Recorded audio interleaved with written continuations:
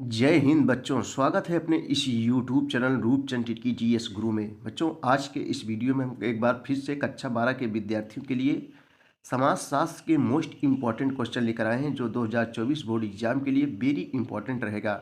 बच्चों, यह जो है एनसीईआरटी रहेगा और सभी बोर्ड के स्टूडेंट्स के लिए इम्पॉर्टेंट रहेगा। तो चलिए देर न करते हुए देखते हैं। पहला क्वेश्चन बच्चों आपके सामने दिया गया है। ये लघुत्तरीय प्रश्न है, कई वर्षों से परीक्षाओं में पूछे जा रहे हैं। दोस्तों, सब क्वेश्चन किसी न किसी पर हर वर्ष परीक्षाओं पूछे जाते हैं, तो 2024 के लिए इम्पोर्टेंट रहेगा। पहला क्वेश्चन है कि भारतीय परिवार में आने वाले परिवर्तनों को जो है स्पष्ट कीजिए। यानी भारतीय परिवार में आने वाले परिवर्तनों को स्पष्ट कीजिए। तो आइए इसका उत्तर हम लोग देखते हैं। देखो बच्चों, वर्तमान में भारतीय परिवार संयुक्त परिवार में तेजी से परिवर्तन हो रहे हैं। यानी भारतीय परिवार जो संयुक्त परिवार है उसमें तेजी से परिवर्तन हो रहे हैं। ये परिवर्तन बच्चों परिवार की संरचना एवं कार्य दोनों से संबंधित हैं।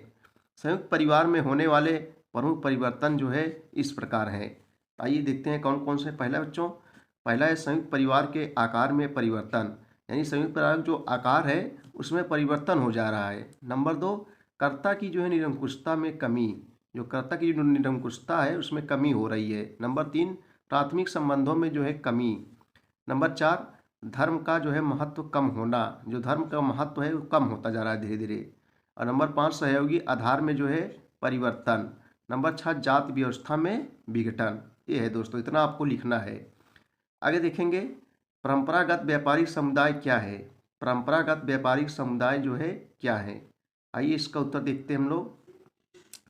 देखो, भारत में परंपरागत व्यापारिक समुदायों में विभिन्न प्रकार के धार्मिक समूह तथा सामुदायिक पहचान शामिल हैं, जैसे पारसी, सिंधी, बोहरा, जैन आदि।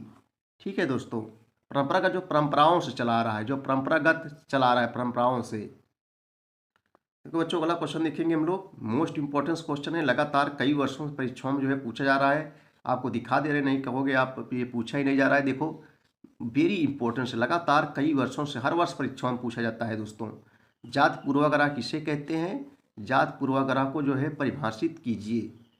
देखो, जात पूर्वाग्रह किसे कहते हैं, अथवा करके देगा कि जात पूर्वाग्रह को परिभाषित कीजिए अथवा जात पूर्वाग्रह से आप क्या समझते हैं। तीनों बातें एक ही हैं और लगातार कई वर्षों में परीक्षाओं में पूछे जा रहे हैं दोस्तों।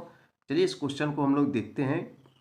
देखो, पूर्वाग्रह पहले से बनाई गई एक नकारात्मक अवधारणा है।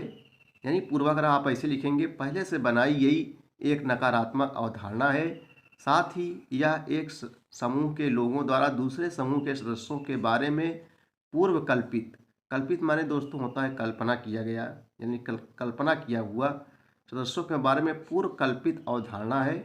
इस तरह के पूर्वाग्रह हमेशा असत्य होते हैं तथा इनका कोई प्रमाण नहीं होता। पूर्वाग्रह नकारात्मक अथवा सकारात्मक दोनों ही हो सकता है, लेकिन ज़्यादातर अर्थों में यह नकारात्मक ही होता है। पूर्वाग्रह के 3 कारक होते हैं। पहला है प्रभावकारी नापसंद या घृणास्पद, संभावनागत भेदभाव तथा संज्ञानात्मक विश्वास रूढ़िवादिता। ठीक है दोस्तों, चलिए अगला क्वेश्चन हम लोग देखेंगे। देखो बच्चों, ये भी क्वेश्चन लगातार कई वर्षों में परीक्षाओं में पूछा जा रहा है। सामाजिक बहिष्कार से आप क्या समझते हैं। देखो, लगातार कई वर्षों से परीक्षाओं में पूछा गया है। अथवा करके देगा सामाजिक अपवर्जन या बहिष्करण का क्या आशय है। अथवा करके देगा सामाजिक परिवर्तन या बहिष्कार क्या है। देखो, तीनों एक ही बातें कही गई है। तो चलिए इसको हम लोग उत्तर देखेंगे। कई वर्षों में परीक्षाओं में पूछा जा रहा है, मोस्ट इंपॉर्टेंट है। तो सामाजिक बहिष्कार का अर्थ है, सबसे पहले हम लोग समझेंगे। देखो, नाम सही लग रहा है, समाज से बहिष्कार कर देना, यानी समाज से घुलने मिलने न देना, पूरी तरह से निकाल देना समाज से। सबसे पहले हम लोग हेड डालेंगे, सामाजिक बहिष्कार का अर्थ है। देखो, समाज के एक समूह को समाज की मुख्य धारा में शामिल नहीं होने देना है। यह एक अनैतिक प्रक्रिया है, क्योंकि बहिष्कार व्यक्ति अथवा समूह की इच्छा के विरुद्ध किया जाता है। साथ ही यह संरचनात्मक प्रक्रिया है, क्योंकि यह व्यक्तिगत न होकर सामाजिक प्रक्रिया है। यह सामाजिक विकृति तथा भेदभाव का परिणाम है। यह व्यक्तियों अथवा समूहों को सामाजिक, आर्थिक तथा राजनीतिक संसाधनों का अपने जीवन में प्रयोग से जो है दोस्तों क्या करता है, वंचित करता है। ठीक है, यानी समाज से बहिष्कार करता है। अगला क्वेश्चन बच्चों हम लोग देखेंगे, लघुत्तरीय प्रश्न है, वेरी इंपॉर्टेंट क्वेश्चन है। देखो ये भी क्वेश्चन कई वर्षों से लगातार परीक्षाओं में पूछा जा रहा है। क्वेश्चन है कि सांस्कृतिक विविधता का क्या अर्थ है। राज्य अक्सर सांस्कृतिक विविधता को लेकर सशंकित क्यों रहता है। अथवा क्या देगा, सांस्कृतिक विविधता का क्या अर्थ है, भारत को एक अत्यंत विविधतापूर्ण देश क्यों माना जाता है। अथवा सांस्कृतिक विविधता का क्या अर्थ है। अथवा सांस्कृतिक विविधता का क्या अर्थ है, भारत में सांस्कृतिक विविधता पर प्रकाश डालिए। यानी कई मार्टर से जो है दोस्तों पूछा जा रहा है। तो बच्चों सांस्कृतिक विविधता आप लोग जानते हैं, भारत एक विशाल देश है। यहाँ विभिन्न धर्मों एवं जातियों के लोग जो है रहते हैं, इसलिए हम कह सकते हैं भारत में सांस्कृतिक विविधता पाई जाती है। यानी विभिन्न धर्मों जातियों के लोग जो है दोस्तों रहते हैं। अब सबके लिए भारतीय संविधान में एक कानून बनाया गया है, सभी के लिए समान कानून बनाया गया है। तो चलिए बच्चों, बहुत ही कठिन क्वेश्चन नहीं है, हम इस क्वेश्चन को देखेंगे। लगातार कई वर्षों से परीक्षाओं में जो है पूछा जा रहा है। तो उत्तर क्या है, देखो सांस्कृतिक विविधता का तात्पर्य देश में रहने वाले विभिन्न सामाजिक समूहों तथा समुदायों से है। इस तरह के समुदायों की पहचान विभिन्न प्रकार के सांस्कृतिक भाषा, क्षेत्र, धर्म, संप्रदाय, कुल तथा जात से जो है होती है। बहुत से राज्यों को इस बात का भय रहता है कि इस प्रकार की विभिन्नताओं को जो है मान्यता देने से सामाजिक विघटन तथा सामाजिक सौहार्द पर जो है खतरा उत्पन्न हो सकता है।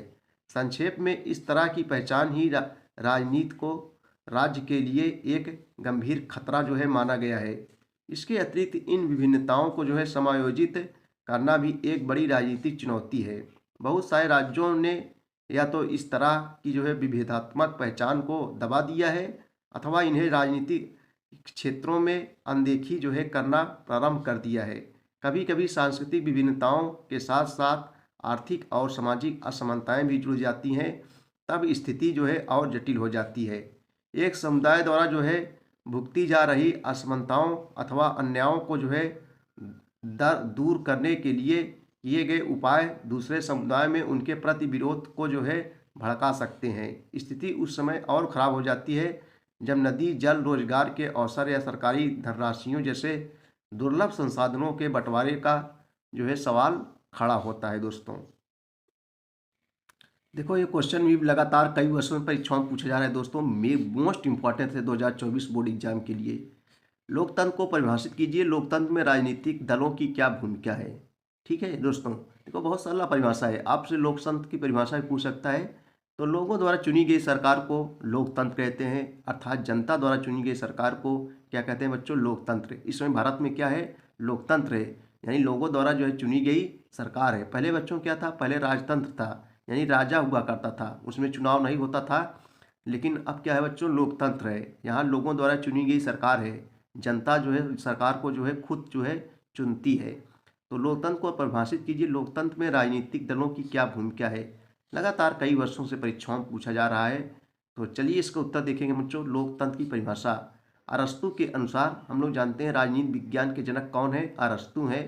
अरस्तु जो है दोस्तों कई किताबों के जो है जनक हैं। तो जीव विज्ञान के भी जनक अरस्तु हैं, तुलनात्मक राजनीति के भी जनक अरस्तु हैं, जंतु विज्ञान के जनक भी अरस्तु हैं, राजनीति विज्ञान के जनक भी कौन है दोस्तों, अरस्तु हैं। तो अरस्तु के अनुसार बहुतों का शासन प्रजातंत्र या लोकतंत्र जो है कहा जाता है। अब्राहम लिंकन जो हमारे देश के जो है राष्ट्रपति भी रह चुके हैं, अब अब्राहम लिंकन के अनुसार बच्चों प्रजातंत्र को जनता द्वारा और जनता के लिए जो है शासन कहा जाता है। यानी सभी लोग अपनी अपनी अलग अलग परिभाषाएं दे रहे हैं। डायसी के अनुसार, डायसी क्या कहते हैं दोस्तों, प्रजातंत्र वह शासन है जिसमें शासक समुदाय संपूर्ण राष्ट्र का अपेक्षाकृत बड़ा भाग बड़ा भाग हो। लोकतंत्र में राजनीतिक दलों की भूमिका, देखो बच्चों हेडिंग डाल लेंगे हम लोग, लोकतंत्र में राजनीतिक दलों की क्या भूमिका है। तो चलिए आइए इसको हम लोग देखते हैं। देखो राजनीतिक दल चुनाव लड़ते हैं और यह प्रयास करते हैं कि चुनाव में उनके दल के प्रत्याशियों की जो है जीत हो। ठीक है। नंबर 2, ये राजनीतिक दल देश में व्याप्त समस्याओं को जनता के सम्मुख जो है रख कर उनमें जो है जागरूकता पैदा करते हैं। नंबर 3, राजनीतिक दल आप लोग बच्चों देखते हो, जो सपा के हो गए, भाजपा के हो गए, कांग्रेस के हो गए, जो खड़ते विधायकी वगैरह में लड़ते हैं, चुनाव लड़ते हैं, और वही सब राजनीतिक दल हैं। तो राजनीतिक दल देश के कानून निर्माण में महत्वपूर्ण भूमिका अदा करते हैं। नंबर 4 बच्चों, राजनीतिक दल चुनाव लड़कर सरकार जो है गठित करते हैं। ठीक है, और जनता ही इन लोगों को वोट देती है ना। नंबर 5, चुनाव में हारने वाला राजनीतिक दल विपक्ष की जो है भूमिका अदा करता है। इस प्रकार वे सरकार पर जो है अंकुश रखते हैं।